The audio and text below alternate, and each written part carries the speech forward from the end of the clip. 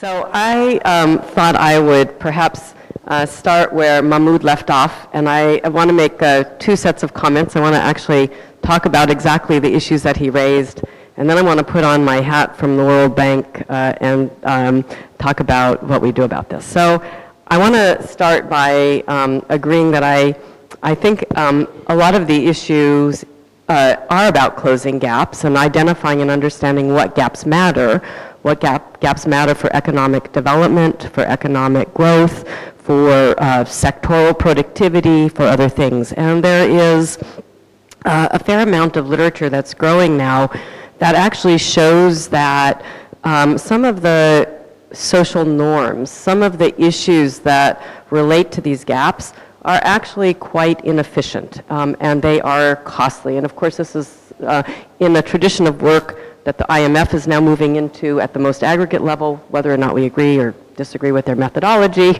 But the idea that there are market imperfections, and some of these are actually quite costly. So for instance, if there are regulations or that are explicit, or there are even social norms, for instance, that prevent women from participating, or social norms that channel women into certain occupations or professions, these might be inefficient, or certain norms that prevent women from participating. So one argument is if there's low female participation in this region, and there's a number of factors that prevent that, it may be inefficient. Why? Because below average men are participating, reaping the rewards. Where you have above average women, the average, it brings it down. So you want to remove these kinds of imperfections, for instance. And there actually is an accumulating body of research that actually shows that. So you can make these economic arguments and not pose it necessarily or get us into a discussion of whether it's voluntary or choice-based, as opposed to what are some of the structural features that we might need to think about or consider. So let me take the example of the choice of employment, for instance, to be employed or not to be employed. Well, the first issue here is that there's a strongly entrenched division of labor in all countries around the world. This has been historical, whereby women participate more in what people have called the care economy or reproductive work, and men strongly participate in paid employment. Around the world, and I think that Stephanie and Nyla and Sergi and others and Ragi have made this point, actually globally, around the world, women's labor force participation has increased. And you see this in all regions. Some of it may be measurement or methodological. We just have better ways of capturing this. You know, Sergi presented quite a lot of work that, in fact, a lot of the productive work that women do is just not captured, although there's been innovations. There's also the fact that certain types of work are excluded that are actually quite productive that contribute to GDP. And in poor economies and in poorer segments of economies, basically women have always worked. So we just haven't seen it. And there are norms that help women and men choose when they are in paid employment sectors, occupations, and so forth. And this issue of whether it's choice or not is really difficult to unpack. Amartya Sen's work talks about the fact that people internalize very, very strongly these social norms. They're not even aware of it. It becomes this implicit or this unconscious bias. And I think this discussion about work has a lot of this unconscious bias in it, and about this division of labor that, you know, in particular women being specializing or participating more in unpaid work and men in the paid labor market. So when I think about this from a policy perspective, you know, if I'm going to think about it as being choice, what I would want to do is to create an enabling environment, take it out of the unconscious bias realm and say that, you know, the work that goes into producing children, that's a public good. And the society needs to support that because that's the future generation, that's the future labor force. And we can think about this in terms of what this labor force needs to produce over time. And we know that the costs of that are not equally distributed within households or across sectors, public, private, and so forth.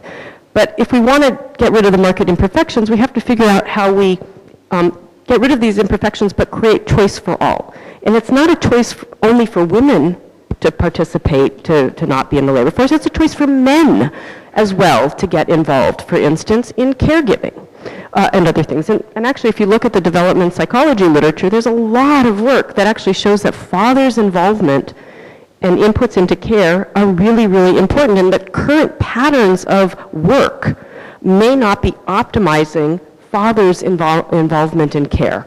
And that's actually quite important. So you want to have an enabling condition that really enables people to make real choices. And we want to have choices that are about optimizing well-being, I would say, but optimizing what happens in the home in terms of well-being for children from the economic perspective, that intergenerational perspective for growth. And to do that, we have to change, I think, a lot of things. So the question then is, let's say we take this paradigm shift, that there's, we have to identify the constraints and target those, figure out what constraints we want to close. Then we have to think about a set of things that change, that can enable people to make these choices. The world, and now I'm going to put on my World Bank hat, because we're starting to do some really interesting work that's in this vein of going forward. So we know from the literature that occupational sex segregation is an inefficient economic outcome. But the big institutions haven't actually tried to change or tackle occupational sex segregation. But we're doing some really interesting work based on behavioral economics in countries like Uganda, actually in Jordan, in this region, that actually tries to shift simply by giving people information, the preferences that they make. So let me give you an example from Uganda. Informal enterprises in Uganda, like the paid labor force, are clustered in different parts of the economy. And those informal enterprises that are in the quote-unquote female-dominated sectors make far less, earn on average 1/3 the profits that enterprises in the male-dominated sectors earn. So for instance, women who tend to be concentrated in saloons, who knew that saloons was female-dominated in Uganda, but they are, earn $86 on average. This is an annual in profit, whereas enterprises in the electrical industries, which are male-dominated, earn about $371 in annual profits. Now, female enterprises in the electrical sector actually earn as much as male enterprises do. So the bank, through some of the active labor market programs, the job training programs, started giving information on the earnings of each of these occupational structures at the beginning of the program. Just a simple experiment, not doing much more than that. And guess what? 30% of the cohort crossed over into occupations, because it turned out that women and men both did not have the right information about what their likely lifetime earnings would be, and they had beliefs about their potential earning power that were actually not rooted in the actual dynamic of the market. And what happened as a result of that simple nudge and impact evaluations that followed this is that the earnings and the profitability and the sustainability of these female entrepreneurs who had crossed over is actually far greater, and that added to the economy. So there are things like this that I think are useful at the micro or sectoral level for policy intervention, that we don't get into this discussion about choice or other things. It's about figuring out what the constraints are and how you can target those to close those key gaps. And I can give lots of examples of this, whether it's in entrepreneurship, which we talked about earlier today, or whether it's in agriculture and how we close the agricultural productivity gap. The work by the Food and Agriculture Organization, represented here, has shown that female farmers, the productivity in the yields on plots held by smallholders for female-owned plots is less, again about 1/3 less than male-owned plots. But it's not because female farmers are less productive or less efficient than men. It's because there are constraints on their access to key productive inputs, owning land, having access to fertilizer, getting the extension agents coming into their houses and giving them the information, the technology, the access to the credit markets. And removing those kinds of constraints can actually increase the productivity of the agricultural sector as a whole. So it's figuring out then which of those constraints on the input side are binding and where do you change that. So those are the kinds of issues that I think are important. The final thing that I want to say before I close, and then we'll come back in the next round, is that I think you can, this is the question about, that gets asked to people like me in the World Bank now, do you need to change norms frontally? Do you have to change the way men and women think about these things? And I want to make the point, and I think we heard this from some of the sessions yesterday, that actually when you change these constraints and you make visible these biases that may not be efficient or rational, or maybe they're rational, you can actually change norms as well over time. It may not happen overnight. But I mentioned yesterday in my question in Ragi's session, I mentioned the case of Bangladesh, which correlated, not causation, after the huge growth of the garment industry, which employed largely young female labor in Bangladesh.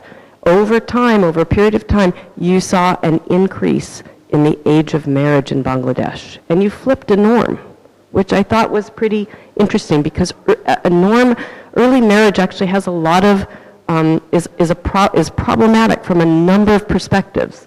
Is not a good thing for young women themselves, or necessarily for the economy themselves, because of all kinds of physiological health, early fertility. There's all kinds of problems associated with that. But by this economic change shifted a norm that was actually a problematic norm. Not that it's perfect, and there's a lot with that, but so the question is, you can do a lot in the economic domain and not necessarily get into some of the choices you presented us with.